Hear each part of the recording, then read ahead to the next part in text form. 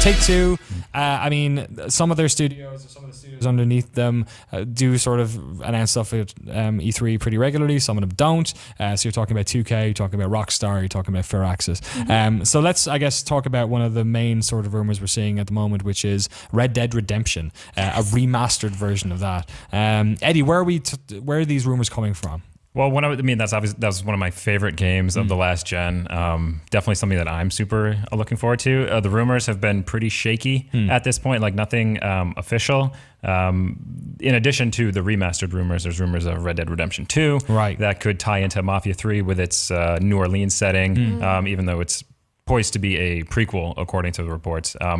But everything is looking pretty shaky at this point. And Rockstar doesn't typically announce things at E3 in the past.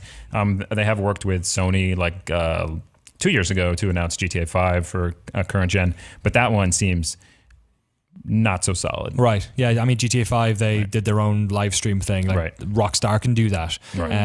Time for a new Red Dead, Jess? God, it just seems so logical, doesn't it? I mean, it's still sitting at like number 3 backwards compatible, like most requested. Right. Yeah. And like, yeah, that'd be great. I think that'd be awesome if they're not remastering it. But as a PC gamer, I actually missed Red Dead. Right. And I would love to see it come to PC. I actually was researching this earlier today. There is just a subreddit dedicated to please bring Red Dead to PC. It's interesting. I totally forgot about that. Whenever I'm looking for like graphics for like thumbnails or whatever, and I type Red Dead Redemption in, one of the first things that comes up is PC. And it's literally just form threads. Yeah. So that's the main thing. Like, I would love a remastered version because I just love to see it come to PC. Yeah. I mean, I think, a sequel would be better, and that's what everyone's really excited for. And then I think if we got a sequel, it'd be strange if they not package it with a remaster. Yeah, I mean, that seems to be the sort of thing at the moment. I think the other element there too is we were on a Take-Two earnings call a couple weeks ago, and they've said they have not modeled in any Rockstar properties for their current fiscal year. So I mean, that doesn't mean it won't get announced. Or might get but it won't be out until April 2017 at the very earliest. Okay, if it does happen. That's not too far away though. No. It could still happen. We've waited 6 years. What's one more? You talked about it briefly, being made actually just north of here in the Bay Area, Mafia 3. Very interesting game. Sort of interesting subject matter, interesting protagonist. I mean, very much a big shift from what the Mafia games are about, predominantly about the Mafia, or like taking control of the Mafia. New Orleans as well, wonderful sort of iconic city to put it on. What do you think we're going to see of this? I mean, I feel like they've shown off quite a lot, but there's not that much hype around Mafia 3 at the moment. Yeah, this one seems to be kind of flying under the radar, and maybe that's because it hasn't really, people obviously haven't gotten hands-on yet. People don't really know.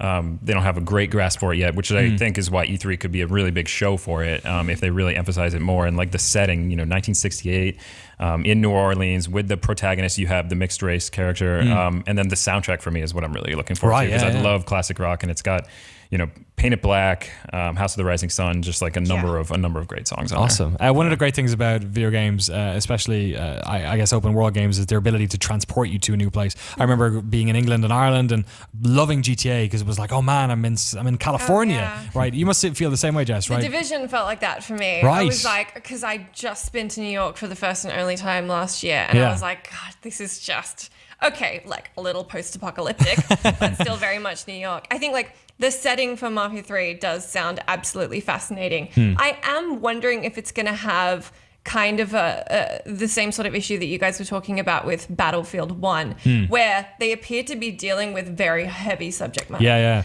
Like they want to talk about like one of the most racially tense times in like America's like recent history. And it's like, I wonder how that's going to jive with Mafia gameplay. yeah, for sure. I mean, it's the type of thing you need to sort of do properly or don't do at all, right? That they're thinking about it though. Yeah. Like I like it when games take the leap to try and like take on a controversial theme as opposed to, dealing with things that are more palatable. Yeah. So perhaps Watch Dogs 2 doing the same thing as well. We were talking about it earlier, so it'd be very interesting. With the creative director too on Mafia 3, Hayden Blackman, comes from the Star Wars legacy. He had an interview, or Peter has a great interview on GameSpot.com where they talk about that, the whole that time period, and they're not just going there for the sake of going there. They're trying to say something, and they're trying to say it smartly too.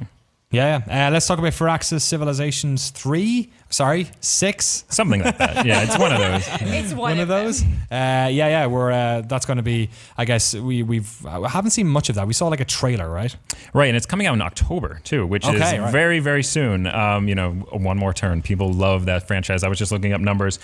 33 million units sold throughout the whole franchise, 8 million for Civ 5. So, I mean, there's a huge install base there. People are definitely interested. It's a weird little sort of, it's like strategy games as well. There's like this tiny group of people. Well, not tiny. There's this silent majority of people who play these games. I was looking at like Steam Spy statistics for Total Warhammer, which is like sold an absolute shitload. Yeah, you had Dave on here before. He loves that series. Right. Yeah. It sold like, I think in a week, it had 2 weeks on Battleborn and sold 6 times as many copies.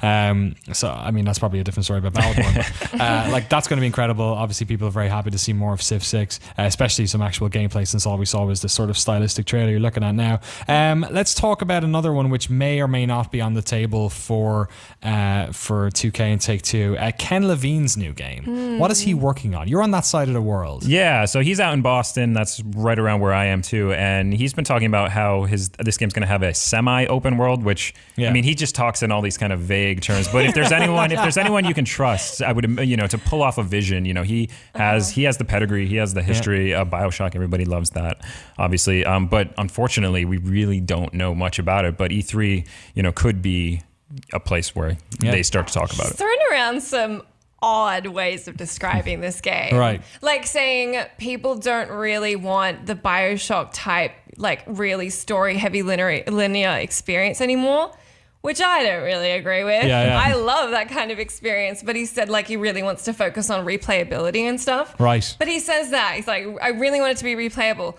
but we still need to really make a story game, and we really care about story. Yeah, and it's also open world. And it's also open world. And he's called it like, it's like, we're going to have narrative puzzle pieces so you can work them together in different ways. So then it's like, is that making choices, or is that I don't know. And we also don't know too much about the team he's working with. I know when Irrational split up, he said it was him and like a handful, like a small group of people that stayed on. So what is the scale here? Is he bringing on outside people to work with? I mean, there's a lot of unanswered questions. Hopefully we'll see some of them answered at E3. Let's also talk about Gearbox. I mean, Battleborn has not worked out. Like, it's sold 150,000 on PC or something less. Yeah, I mean, bad timing at Overwatch, you got to say, but also just didn't really grasp people's attention. I mean, it's the concurrent player numbers at the moment, which are like floating again, Steam Spy, but it looks like it's around like 2,000 a day, like 1,500 a day. It's pretty poor. It is, and it seems that way. I mean, we were on that same Take-Two earnings call, and the CEO was saying that it's too soon to say, because there was some comments from, I think, the creative director, Randy Varnell, who said it's off to a pretty decent start, which is kind of what Borderlands had. And Borderlands was kind of a slow burner back in the day. It didn't start off as this, giant mega hit, but over time it became that. And he said, okay, what's good we might be on that path, but it's too soon to say at this point. But the one kind of redeeming thing about it potentially is they said at a PAX East panel that its DLC is going to have hints at Borderlands 3, so people might play it for that reason. There you go. God. I mean, like a new Borderlands is pretty likely. Maybe some, that extra Battleborn DLC. We'll see. I was interviewing Randy Pitchford at, I forget where it was. I think it might have been PAX last year, and I talked to him about Brothers in Arms, and he said very much that they were going to get back into it, and it seemed like he wanted to do it pretty soon.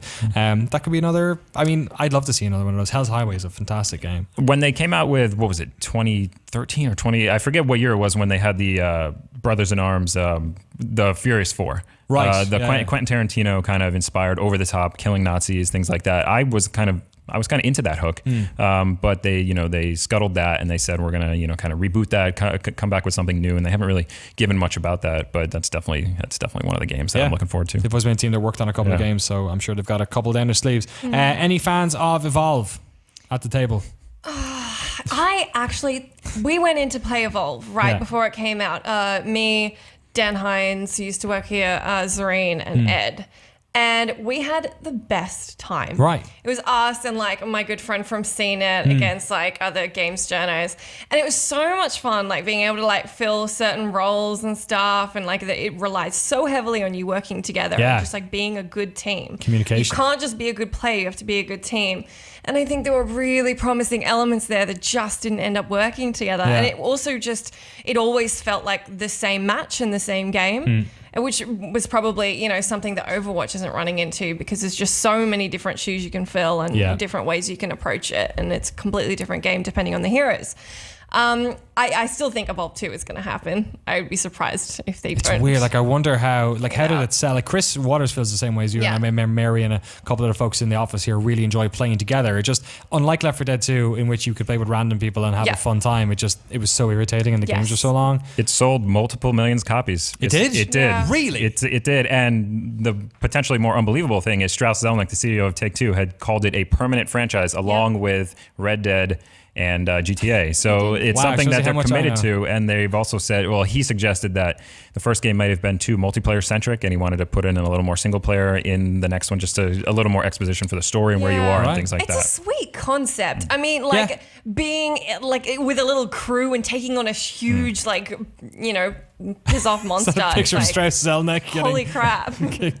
Oh boy. I mean, it's just a shame. It's one of those things that was just a really cool idea, and it's a real pity. You know what? Turtle Rock probably deserve a second bite at that cherry anyway, so we wouldn't take it away from them. And then last thing I guess to talk about with Take-Two is question mark, new Rockstar IP.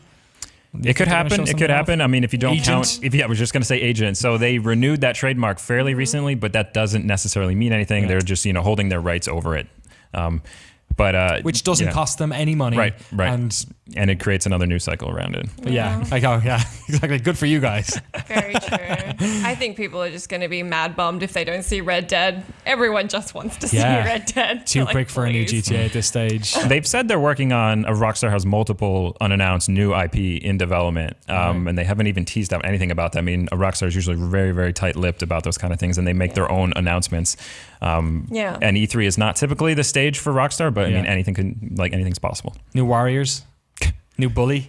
A new Bully would be great. Right? A new Bully would be excellent. Set in a New England boarding school, so I can relate. I didn't go to boarding school, but I grew up in New England. Yeah. That'd be good stuff. There you go. That's all that Take-Two and its very many subsidiaries have maybe up their sleeves. Let us know what you think they're going to announce and what you'd like to see in the comments below, and hit that subscribe button for more of our hot rumors.